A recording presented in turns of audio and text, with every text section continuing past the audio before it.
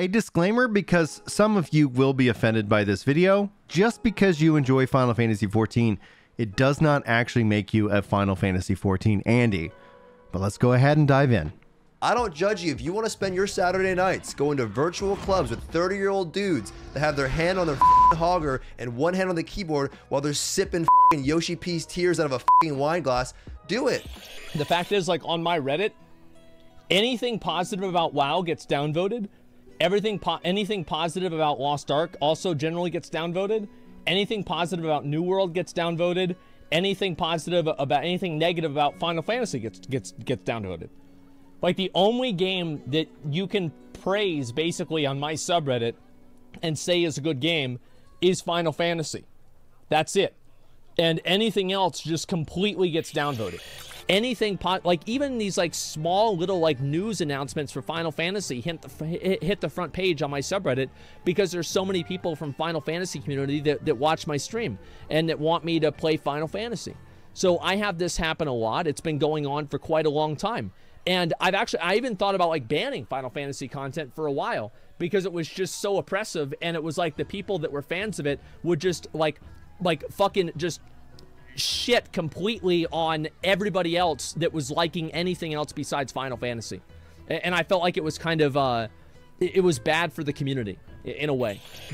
And so I feel like it's toxic, but I also like to let people like I like to let people come to my conclusions you know, organically whenever you do certain things. So I think it's very important we set some context because several of you have been asking me in the comments, what is going on, Brian? You're seeing this trend, you're seeing other content creators comment about this, and I thought I would be able to sit down and give you guys the lowdown about why this is happening and what we can do about it as a community. But like I said, let's set some context as it relates to the term Andy. Several people said, I'm being called a Final Fantasy XIV Andy, Brian. What does this even mean? Well, just to give you a little history, this actually comes from Ice Poseidon's streams, where basically they had a couple of people named Andy that would show up, and they would grow in popularity from Ice Poseidon, aka the term Andys being born, basically one who gets or grows from the popularity of other streamers, even maybe being accused of siphoning off other streamers off their popularity. Now it's evolved into the concept of a react Andy. We've even heard Asmongold call himself that as well. This is where basically you react and grow off the back of other people's content. That can be another topic in and of itself to explore. So if you guys would like to see me do a deep dive on that, just sound off below and I'll be happy to oblige. Now, in this context, the evolution that we're seeing right now as it relates to a specific video game, Final Fantasy XIV Andy being kind of the key subject of this video, it's a label that either discounts someone's opinion about the game, or it's a label that is a description of a toxic gamer who only tries to promote their game and attack other games. So a Final Fantasy XIV Andy, in this case,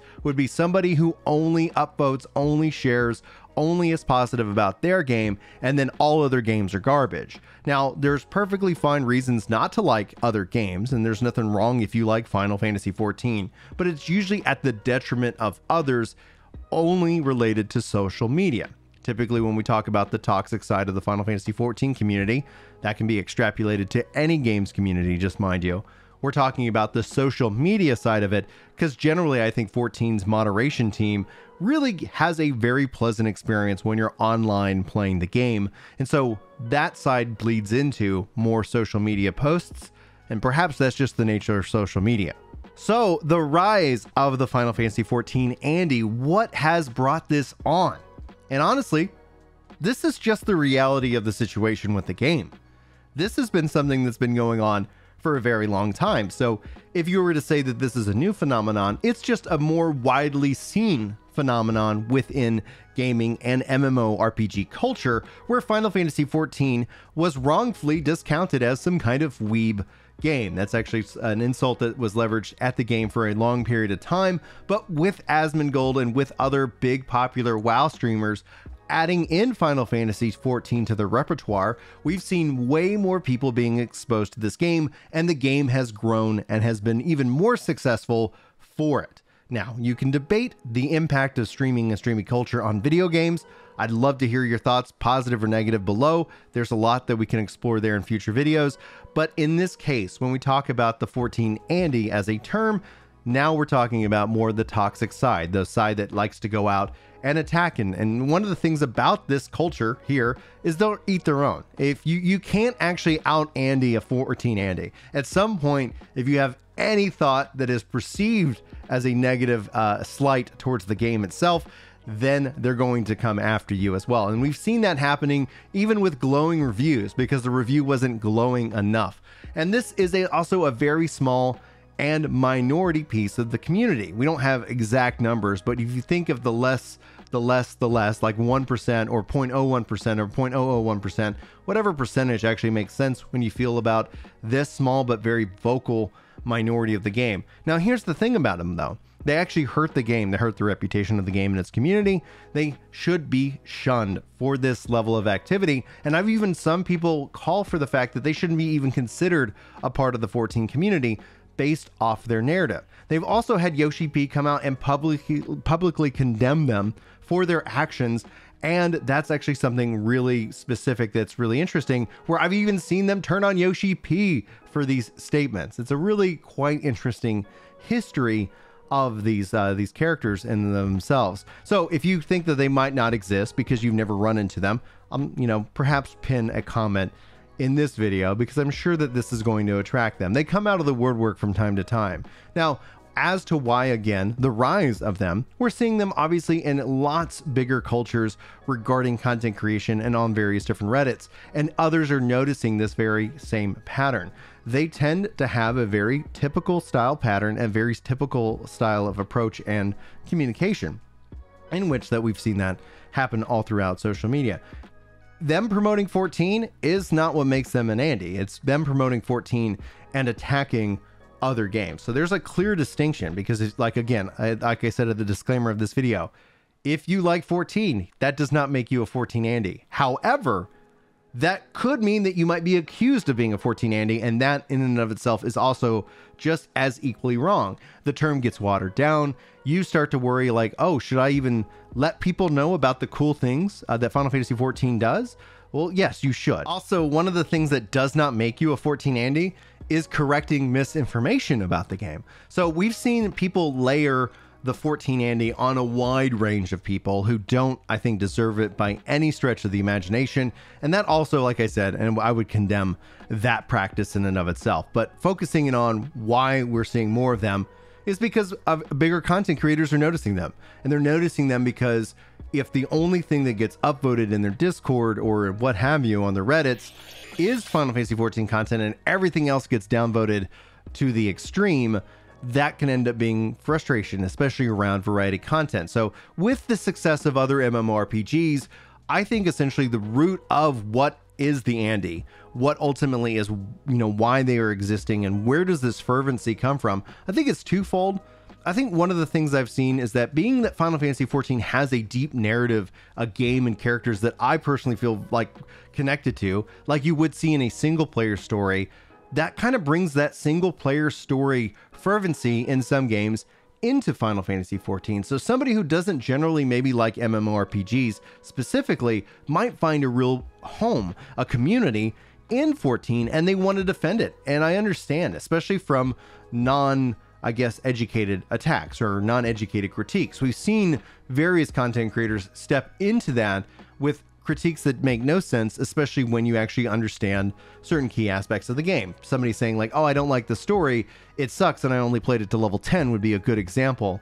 Well, like, yeah, maybe you're not going to connect with the story right out the gate, but you shouldn't judge the whole story off of this small snippet that you've experienced. So they've been empowered by some of these, I guess you call takedowns, because they aren't wrong to defend the game, especially from misinformation. What ends up happening though is that there's an overcorrection. And I honestly believe a core aspect of this identity within the 14 Andy community is primarily built off of insecurity.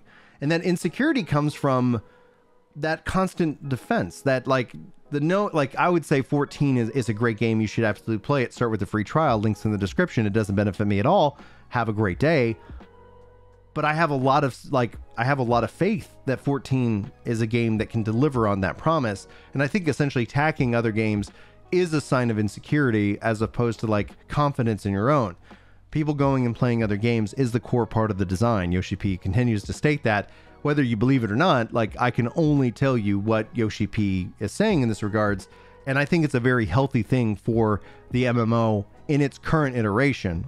Old school, you know, Final Fantasy XI players like me will also disagree with that mindset. They'll look back at the past and say, you know, no, it was better and then. And that's another debate for another video like that we can absolutely have. But like I'm telling you how it is in reality right now, these games are built to take breaks. And that seems to be something that is working very well in their favor.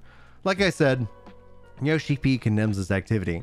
What can you do about the Andy? How can you engage with them?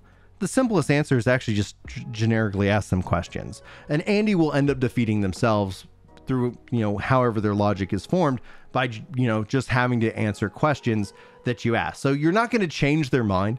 You'll never come through and actually be able to convince somebody online of that fact. I would be very hesitant and very worrisome about you trying to apply that label to anybody who's just confrontational, or maybe is just sharing that they like 14 and they don't like another game, and they're giving legitimate reasons as to why they don't.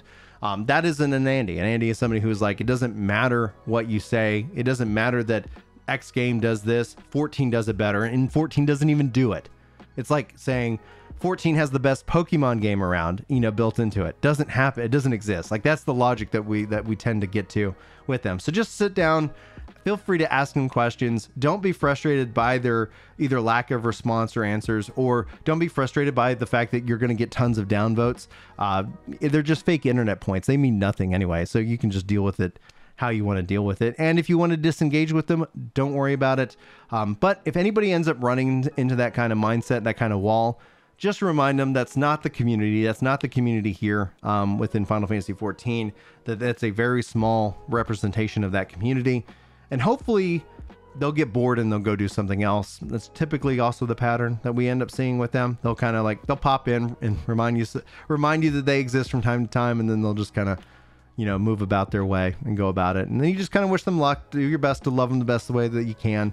I think they need a lot of it. You know, that's just kind of my take on it. And that's going to be where we leave this video. Hopefully this helps to address some of the issues. The other side of that, you know, of this coin, for those of you who are wondering about some of the clips at the beginning, like, I'm not justifying that they're correct in that regards. We talked about Stoops TV's response to his situation, Aged Like Milk, in the previous video. Hopefully you guys got a chance to check that out. And I essentially said that was a missed opportunity to educate. And that's where an example of him labeling somebody who just posted positively about 14 as an Andy in that regards. Now, maybe there's more context that we didn't see as a part of these clips and the highlights over on Twitch, but that should hopefully help set a little bit of context here for you guys anyway. So do your best to love people out in the world. Do your best to spread joy. You know, again, don't worry about those who just can't be reasoned with. They'll always be there, and there's always going to be a 14 Andy out there somewhere in the world, ready to spread misinformation about their game.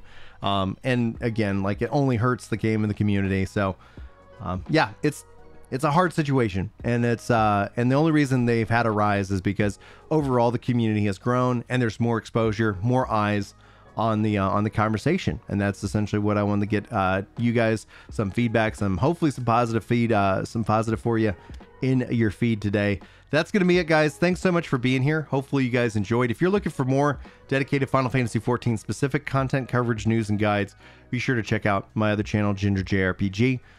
That should be tagged or something like that if I don't forget. If you guys have any questions, you can always sound off below. Looking forward to hearing your feedback on this video. Thanks for being here. Hopefully you have a great day. Hopefully I'll see you next time. But until then, take care. Yeah. It's time to chill out on the couch and read some comments. That's right. You know me when it comes to Destiny.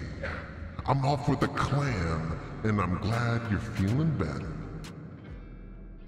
Oh yeah.